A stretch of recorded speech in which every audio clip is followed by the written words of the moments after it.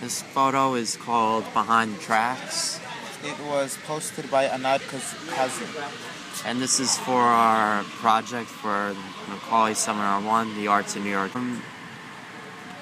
One thing you can notice about this photo is the trash. There's a lot of trash on the tracks, a lot of litter, and the station itself, well, the tracks themselves and the whole area, it shows a lot of age.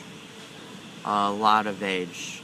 This is part of the original subway system that opened in 1904, and we just celebrated its 110th anniversary in New York City. It shows the deterioration of the station, and what I think it shows how old New York City really is. Because sometimes we think of it as a new city with like all the technology that you see around in Times Square, but here you can see how old it is and how many people don't have respect for the rules, because there's a rule that says do not litter and people just carelessly litter. They don't listen. You can see the paint chipping, you can see the construction lights are just loose, they're not really tied to anything. It's sort of not even just in the passengers part, but in the city as a whole, just not enough appreciation for a subway system that millions of people ride on every day.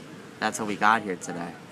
And I think that the lights that are there, they also make the scene clearer. So usually when we're at the train station, no one really pays attention to what's in the tracks. Everyone's just busy or thinking about when the train is going to come. And so when we see pictures like this one that actually show what's in the tracks, we see like how there's a lot of litter in New York City, and people don't mind just throwing garbage anywhere.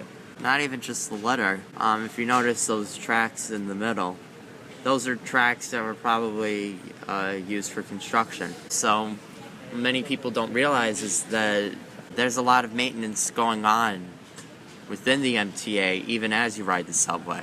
And a lot of times they're doing track work, and they make sure the tracks are safe 24/7. So yeah, most people don't appreciate how much work goes into the system.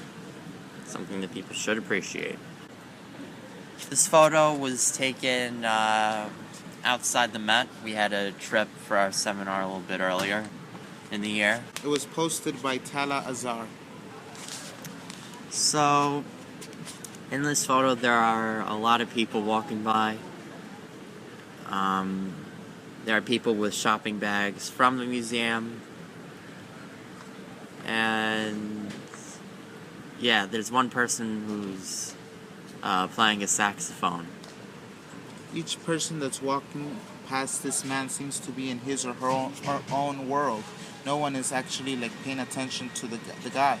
So it just shows how in New York City many things can be happening and everyone's in their own world, so no one notices what's happening in their surroundings.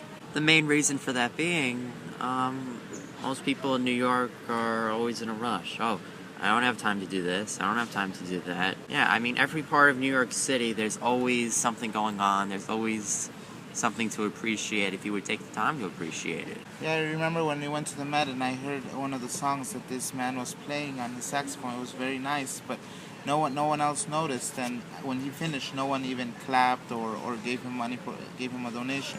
Everyone was just like, "I'm glad this sound is over. Like, I'm glad this sound is gone."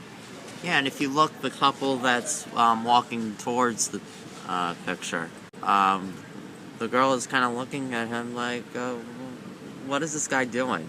And she's the only one who's showing any kind of a reaction, and it's not even a reaction of appreciation, it's more of disgust. All the other conversations aren't even looking at him at all.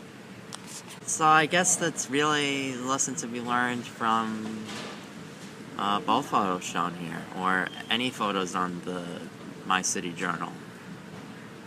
Appreciate what you can in New York City, because even most other major cities in the world, you don't have this sort of liveliness, this sort of, if you want to call it minutia, you don't have all these little things going on in a lot of other cities. That's what's part of what's given New York its reputation.